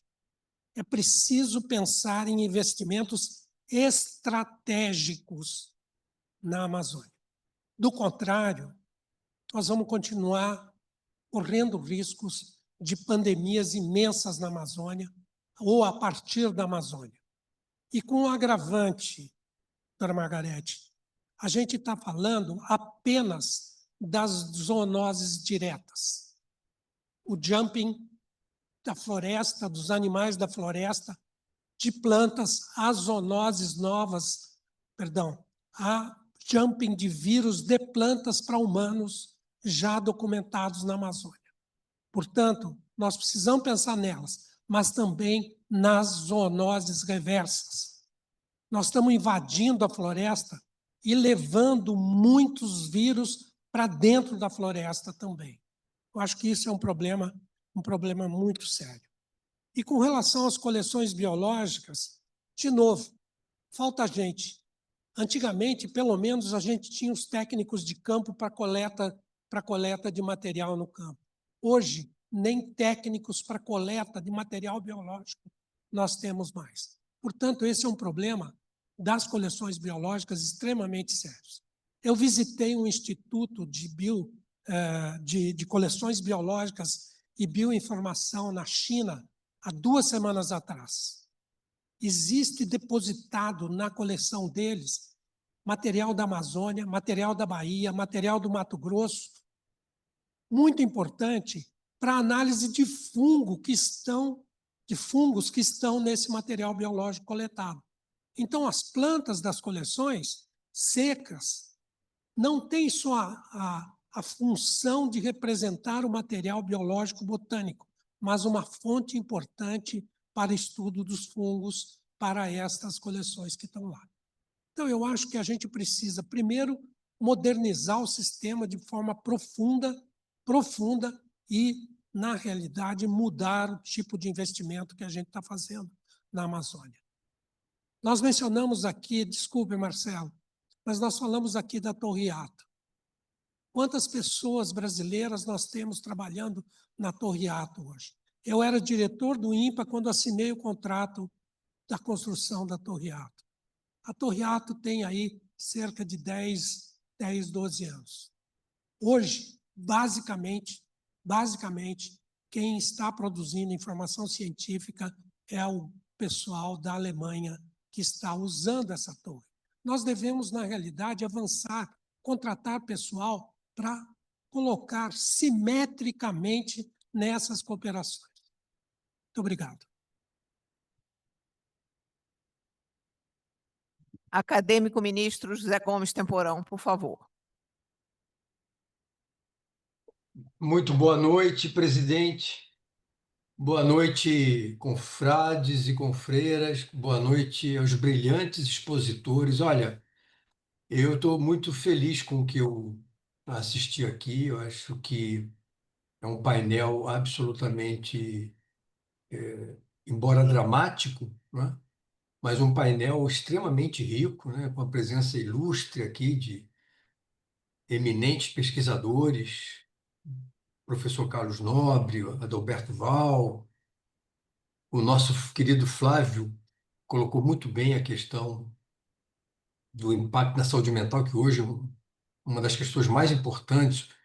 O nosso queridíssimo Paulo Saldiva nos emocionou a todos com seu relato. A Margarete, o brilhantismo, abordou os distintos patógenos, sua interação com os humanos e o impacto de um mundo em aquecimento nesse processo. O Marcelo Morales sobre as políticas de mitigação e estratégias. Isso exatamente no dia seguinte em que o Congresso Nacional aprova um gigantesco retrocesso que impacta profundamente, né? Que, se mantido, impactará profundamente a saúde pública brasileira. Então, além de cumprimentar e falar da minha alegria de ter assistido e estar vendo o brilhantismo dessa tarde e noite, eu faria uma recomendação, uma singela recomendação e sugestão, presidente, que a diretoria da academia enviasse uma nota, uma carta aos presidentes da Câmara e do Senado, chamando a atenção da gravidade da aprovação desse projeto de lei, seu impacto deletério e funesto sobre a saúde e a segurança da vida dos brasileiros, assim como eu também recomendaria o envio de uma carta ao presidente Lula, sugerindo e recomendando o veto a esse projeto. Acho que a academia hoje cumpriu um papel muito importante do ponto de vista de fazer um duro e contundente diagnóstico desse processo que afeta o mundo todo, mas eu creio também que a nossa voz, enquanto instituição também estatutariamente assessora ao governo e, portanto, à sociedade brasileira sobre temas de relevância na saúde pública, ocupar esse espaço político seria muito importante. Muito obrigado.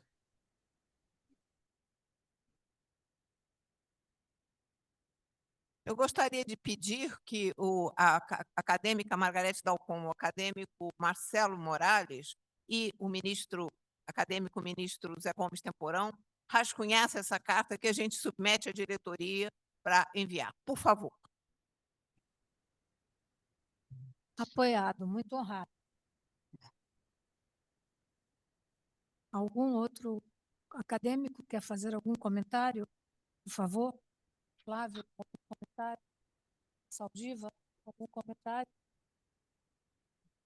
Eu teria algumas perguntas a fazer e comentários a respeito da exposição do professor Carlos Nobre, mas ele não está mais. Então, de modo que eu prefiro deixar para outro momento.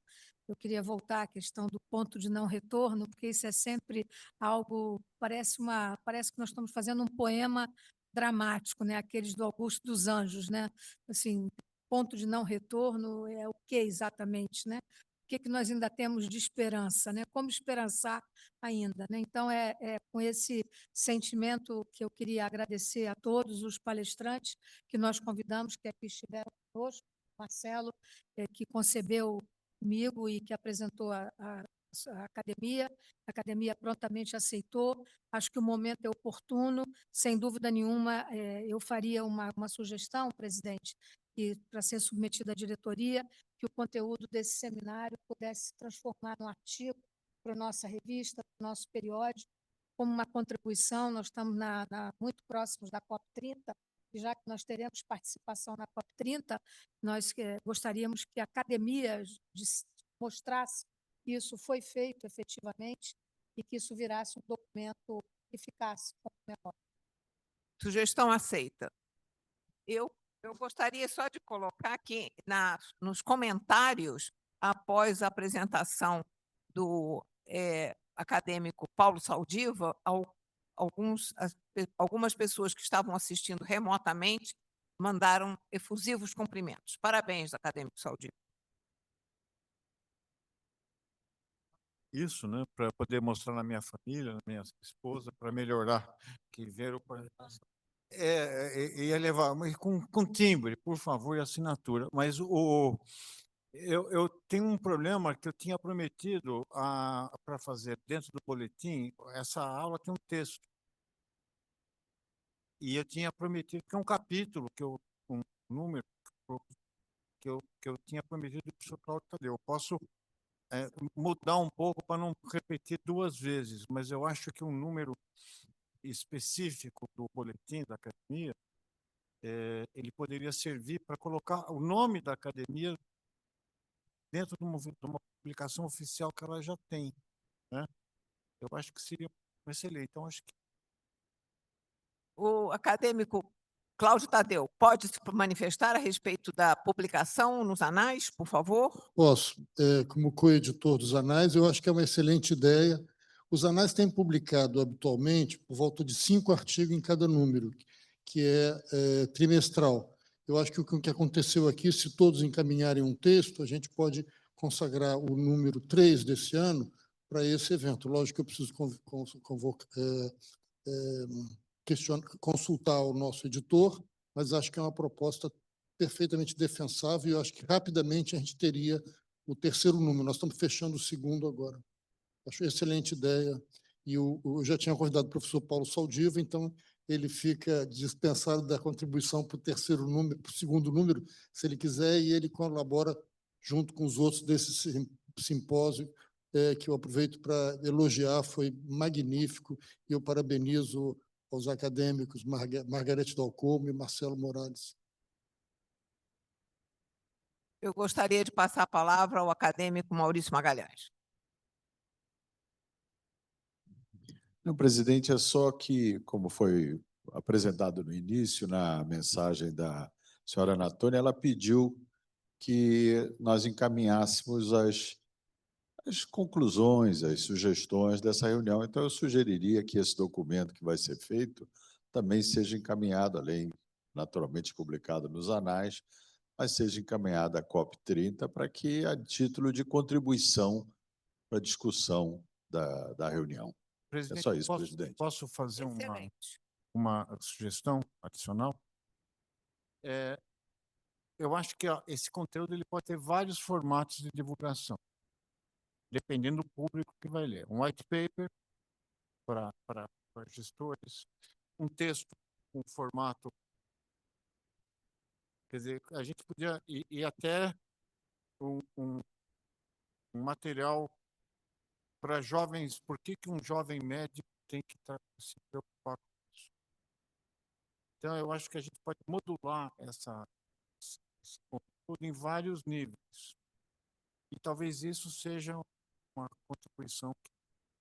Isso aqui poderia servir como um embrião de uma forma comunicacional de precisão. Assim como tem a medicina de precisão, você faz a comunicação de precisão.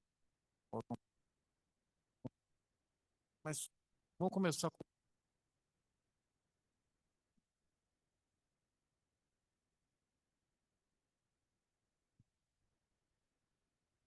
Eu não sei se eu entendi completamente a proposta do acadêmico Maurício Magalhães. Eu acho que o documento que vai ser enviado ao presidente e ao presidente da Câmara e do Senado, eu acho que possivelmente possa ser divulgado posteriormente. Eu acho que a gente não pode divulgar uma carta que está sendo encaminhada para o presidente da Câmara, do Senado e o presidente da República. Mas, por outro lado, eu acho que a sugestão do Maurício Magalhães é muito boa, no sentido de a gente dar a divulgação desse número dos anais da academia, ampla, a ponto de ele ser usado para a COP30, o que dará tempo, se todos fizerem apresentar. Eu acho que não é difícil, todos prepararam uma apresentação, tem ela mais ou menos escrita, e faremos isso com muita rapidez. E a gente, nos anais da academia, assume esse compromisso. Muito obrigada. Eu acho que nós tivemos uma tarde, noite excelente. Eu estou muito satisfeita, principalmente porque o simpósio veio exatamente a calhar após o que aconteceu na Câmara esta noite, e eu declaro encerrada a sessão. Boa noite a todos.